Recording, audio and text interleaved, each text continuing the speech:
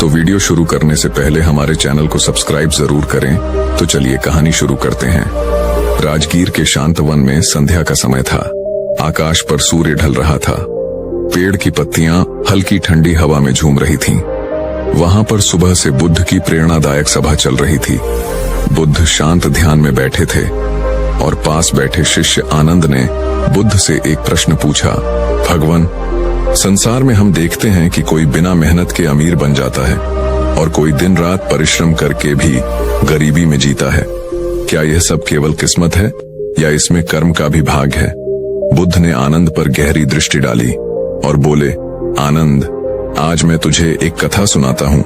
ये कथा बताएगी कि हवा और जड़ें कैसे मिलकर जीवन का स्वरूप बनाती हैं। ध्यान से सुनो। बहुत समय पहले मगध गांव में रामस्वरूप नाम का एक किसान रहता था। उसकी संपत्ति अधिक नहीं थी, लेकिन उसका हृदय सच्चा था। उसके घर में 2 बेटे थे। बड़ा बेटा राघव तीक्ष्ण बुद्धि का, पर स्वभाव से गरूर और महत्वाकांक्षी। छोटा बेटा मोहन सरल, विनम्र और परिश्रमी। एक दिन रामस्वरूप ने दोनों बेटे को आम के पेड़ के नीचे बुलाया और उसने कांपती आवाज में कहा, बेटों, जीवन में 2 शक्तियां चलती हैं, किस्मत और कर्म। किस्मत हवा की तरह है, कभी ठंडी, कभी गर्मी, कभी आंधी, कभी बरसात। और कर्म जड़ों की तरह अदृश्य पर मजबूत है।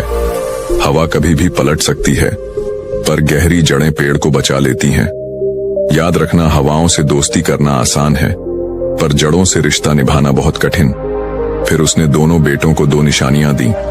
मोहन को दिया हल्के पीतल का हत्था, राघव को दी सोने की मुहर। और रामस्वरूप ने कहा, मोहन, यह हल तुम्हें श्रम और धैर्य का मार्ग दिखाएगा। राघव, यह मुहर तुम्हें धन और प्रतिष्ठा का मार्ग दिखाएगी। पर याद रखना, मुहर चमकती है, पर हल जीवन थामता है। राघव हंस पड़ा। पिताजी, ये किसान वाली बातें आप ही को शोभा देती हैं। मैं क्यों मिट्टी में हाथ गंदा करूं? किस्मत ने मुझे बुलाया है। मैं शहर जाऊंगा और सेठ बनूंगा। मोहन चुपचाप हल को माथे से लगाया और कहा, पिताजी, मैं आपकी सीख मानूंगा। मिट्टी में हाथ गंदे होंगे, पर जड़ों से नाता रहेगा। कुछ ही दिनों में राघव शहर चला गया। उसने व्यापार शुरू किया, रिश्तों और सौदों से धन कमाया और धीरे धीरे बड़ा सेठ जमींदार बन गया। उसके पास किसी भी चीज की कमी नहीं थी। बंगला, गाड़ी, नौकर चाकर, शानो शौकत, सब कुछ उसके पास था। लोग कहते, भाग्य का बेटा है राघव, किस्मत इसके कदम चूमती है। राघव भी सोचने लगा कि उसकी तरक्की केवल किस्मत की देन है। इधर मोहन गांव में रह गया। मोहन के पास बस कुछ बीघा जमीन थी और खेत के किनारे खड़ा एक पुराना आम का पेड़। वह सुबह से शाम तक हल चलाता, बीज बोता, वर्षा और धूप झेलता। गांव वाले हंसते, मोहन, तेरी किस्मत तुझे कभी अमीर नहीं बनाएगी। पर मोहन मुस्कुराता और कहता, किस्मत अपनी जगह है, मेहनत ही असली धन है। समय बीतता गया। मोहन के खेत में कभी सूखा पड़ता, कभी अतिवृष्टि, कभी बीज सड़ जाते, कभी साहूकार कर्ज चढ़ा देता, कभी बच्चों की बीमारी, कभी भूख के दिन। फिर भी मोहन डटा रहा। उसने अपने खेत में नालियां खोदी, पेड़ की जड़ों को संभाला और धैर्य से खेती करता रहा। उसके आंसू मिट्टी में गिरते, पर उसी मिट्टी से नए अंकुर भी फूटते। इधर राघव का वैभव बढ़ता ही गया। वह गांव लौटा तो चमकदार बग्घी और नौकरों की भीड़ उसके साथ थी। गांव में उसने हंसकर मोहन से कहा, भाई, तू अब भी मिट्टी में है, आओ मेरे साथ चलो।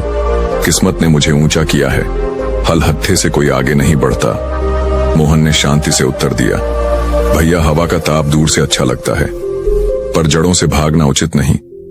मेरी जड़ें इसी मिट्टी में हैं। राघव ठहाका मारकर चला गया। मोहन ने फिर उसी आम के पेड़ की जड़ों में पानी डाला, जैसे अपने जीवन को सींच रहा हो। आनंद ध्यान से सुन रहा था।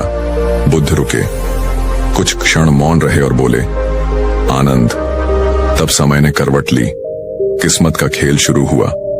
हवा दिशा बदल रही थी।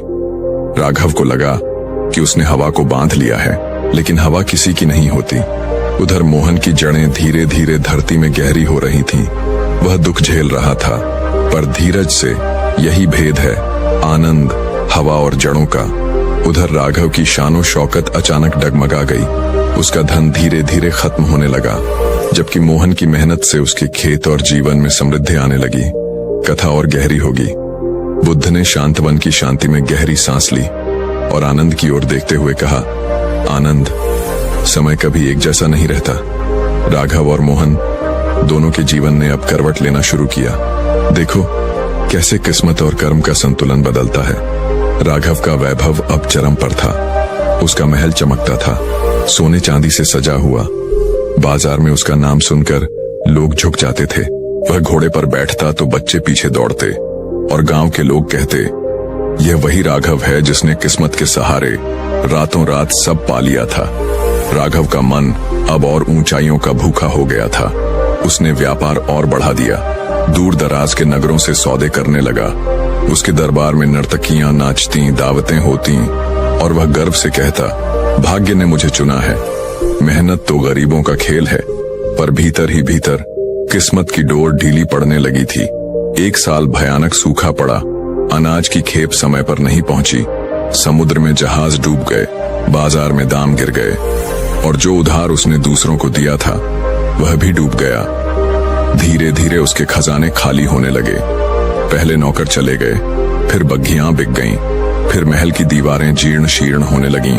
लोग जो पहले उसके दरवाजे पर सिर झुकाते थे अब पीठ फेर कर निकल जाते। साहूकार दरवाजे पर आकर खड़े स्वर में कहने लगे, सेठ जी उधार लौटाइए। राघव रातों को जागता, महल के अंधेरे कमरों में टहलता और बुदबुदाता, मैं अमीर था, सब कुछ मेरे पास था, फिर यह गरीबी अचानक कहां से आ गई।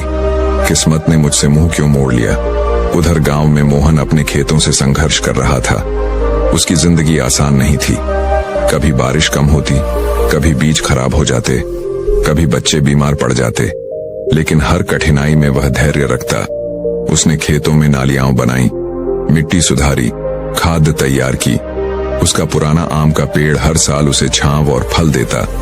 जब कठिनाई आती वह पेड़ से टिक कर बैठता और कहता, जड़ें धैर्य रखती हैं तो मैं भी रखूंगा।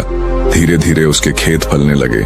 फसल अच्छी हुई तो उसने कर्ज चुकाना शुरू किया। बच्चों की मुस्कान लौट आई। गांव के लोग कहने लगे, मोहन की मेहनत रंग ला रही है, ये सचमुच जड़ों से जुड़ा हुआ इंसान है। समय का पहिया धीरे धीरे उलटने लगा। राघव जो कभी गांव का सबसे अमीर सेठ था अब टूट चुका था। राघव का सब कुछ बिखर गया। मोहन जो कभी गरीब किसान था अब धीरे धीरे संपन्न होने लगा।